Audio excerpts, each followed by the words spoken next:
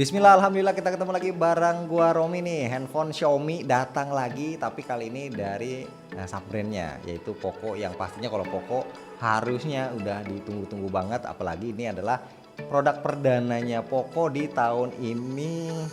Handphone ini dia Poco X7 Pro.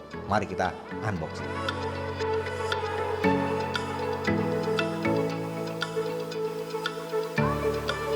Nah, untuk Poco X7 Pro ini adalah handphone yang versi resmi. Harusnya launchingnya ya tunggu aja lah ya. Nah, ini dia udah dibuat di Indonesia ya. Terus warnanya yang ini hitam dengan kapasitasnya gede nih, 512 GB. Untuk boxnya gue sih suka ya, mempertahankan tradisinya dengan warna hitam polos aja kayak gini. Terus ada tulisannya Poco X7 Pro, jadi nggak ada penampakan handphonenya. Bismillah. Tuh ya, Poco X7 Pro langsung disambut dengan pembatas buku. Poconya beraksi, warna kuning semua. Waduh, boxnya kuning, ininya kuning ya tatakannya ya. Tetap kelihatan lah mudah-mudahan. Nah, ini kita dapat kelengkapannya, ada SIM ejector, terus ada quick guide, terus ada stiker, dan ada casing. Nah, casingnya ini bukan yang basic jelly case transparan, tapi dia kayak yang handphone menengah ke atasnya Xiaomi ya. Jadi bahannya tetap silikon, tapi warnanya dia abu-abu gelap kayak gini, dengan bagian dalamnya ada tekstur, ada garis-garisnya gitu. Nah, kelihatan tuh ya modul kameranya sudah tergambar di sini. Nah, ini handphonenya. Terus untuk chargernya kita dapat tuh, kelihatan ya, gede 90 watt ya. Terus untuk kabelnya kita dapat USB A, nggak usah kita buka, intip aja nih, ada USB A to USB C, that's all. Nih, seperti biasa ada USB-nya, unique selling point-nya dijembrengin di plastik pembungkus handphonenya. Ada flagship MediaTek Dimensity 8400 Ultra, berarti ini ada upgrade dari sisi chipset. Baterainya 6000 mAh dengan kemampuan ngecas 90 watt, terus layarnya 120 Hz, crystal res 1,5K resolusinya. Main kameranya 50 megapiksel dengan OIS, dan juga ada water resistant and dust juga IP68. Nice banget. Nih, kita lihat bagian. Wah, ini dia handphonenya. Jujur kalau handphone Poco, gue berharapnya itu adalah yang warna kuning ya, Poco Yellow. Tapi ya it's okay dah, kebagiannya warna hitam nggak masalah. Terlihat yang sebelah kiri ini bagiannya lebih kecil, mungkin sekitar 40% area backdoornya. Ini warna hitamnya polos, sementara yang 60% di sebelah kanan ini ada, sebenarnya ada kayak bintik-bintiknya, tapi ini kecil banget ya, bener-bener ya hampir tidak bisa kelihatan sih ya kalau kayak gini ya, jadi harus dari dekat banget. Terus untuk kameranya tidak lagi dibikin kayak yang dulu tuh persegi panjang lebar, tapi kalau ini bentuknya oval, adanya ditaruh di sebelah kiri bersusun atas bawah ya, terlihat lebih simple ya. Terus untuk bagian engselnya atau framenya ini sudah full flat, tidak melengkung lagi. Bagian belakang juga full flat, dan kita body tour ya. Di atas ini kita bisa melihat ada mikrofon, terus ada port infrared. Kemudian di sebelah kanan ini ada tombol volume dan juga tombol power. Di bawah kita bisa melihat ada grill speaker, ada port USB-C, dan ada slot kartu yang tidak bisa menampung micro SD harusnya, karena size-nya udah gede ya kapasitasnya. Nah, ini sambilan gua booting handphonenya untuk pertama kalinya ya. Tuh masih proses. Ini ngomong-ngomong, bagian backdoornya ini terbuat masih dari plastik polikarbonat ya. Jadi walaupun efeknya seperti kayak kaca, tapi dia masih polikarbonat. Dan setahu gua untuk yang warna kuning harusnya dia dari leather ya. Jadi ada efek-efek kulitnya. Kalau yang warna hitam ini dia bukan leather. Dan untuk pelindung layar depannya ini sudah pakai Gorilla Glass 7i. Nah, sekarang langsung kita setup handphonenya. Akhirnya selesai juga. Nah, ini adalah tampilan home screen-nya.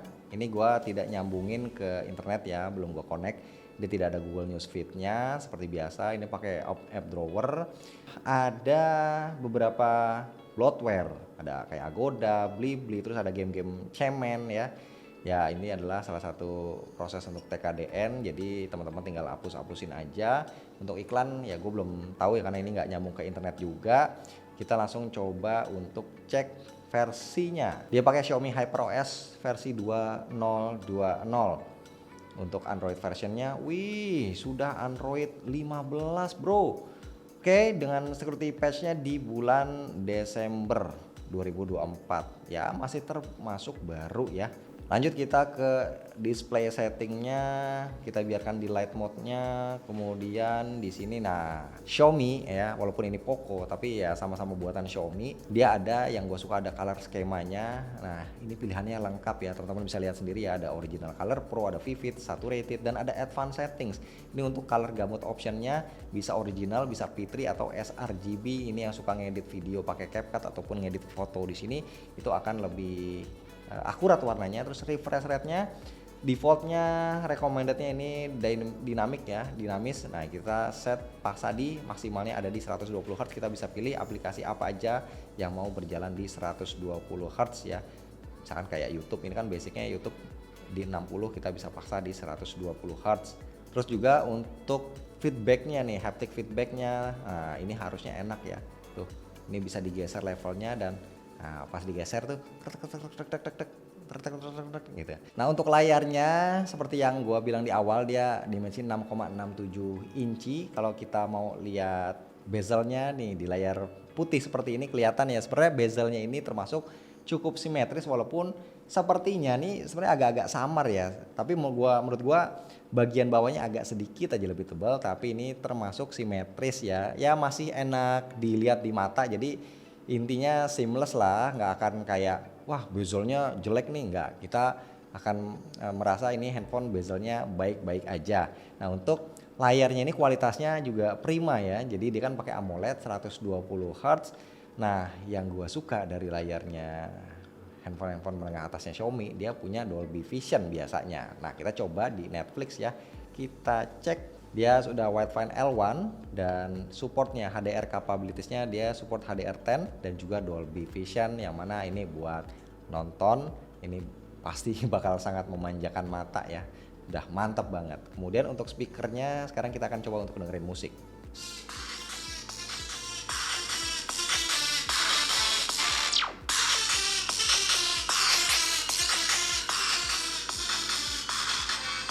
Oke, untuk volume maksimalnya ini terasa cukup menusuk ke kuping ya, mungkin dari pengaruh dari musiknya juga yang gua setel. Tapi yang jelas ini sudah stereo.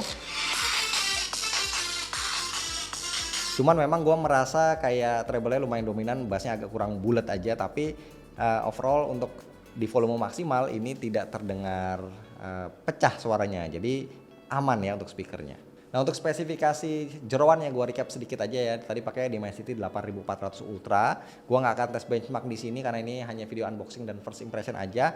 Untuk Antutunya harusnya skornya sekitar 1,5 1,6 jutaan gitu ya. Terus juga RAM-nya udah 12 GB LPDDR5X dan storage-nya 512 GB.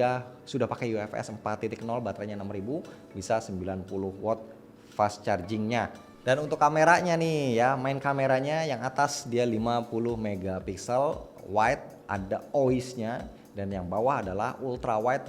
Cuma sayangnya 8 megapiksel aja. Udah cuman 2 aja setup kameranya, yang mana memang untuk handphone Poco walaupun ini X7 Pro dia tidak terlihat kayak mengutamakan kamera. Jadi masih sama seperti biasanya mengedepankan performa komputasi atau buat gaming gitu ya.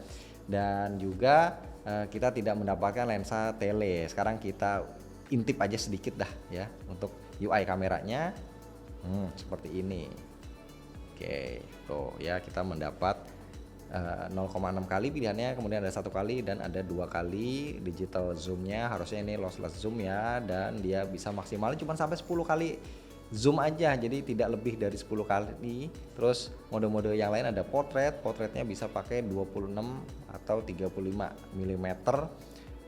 Kemudian di night mode-nya bisa pakai ultra wide ataupun 1 kali di wide-nya. Kemudian mode yang lainnya ada mode full res 50 megapiksel, ada dual video, ada long exposure, dan ada director mode gitu. Terus untuk perekaman videonya dia bisa sampai dengan 4K di 60. Oke, bisa 4K di 60, tapi gua nggak tahu ya OIS-nya akan berjalan atau tidak di 4K 60. Kemudian untuk kamera depannya 20 megapiksel.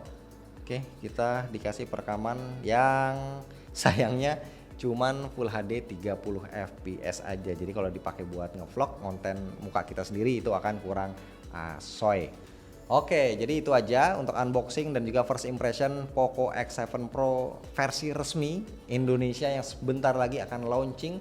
Dan sekarang seperti biasa ya, kita tungguin aja sambil tebak-tebakan harganya kira-kira nih kisarannya ada di angka berapa, apakah 4 juta atau ada 5 jutaan atau siapa tahu ya ada yang berbakat bisa menebak dengan presisi. Langsung tulis aja di kolom komentar, ntar kita lihat bener apa enggak tebakannya.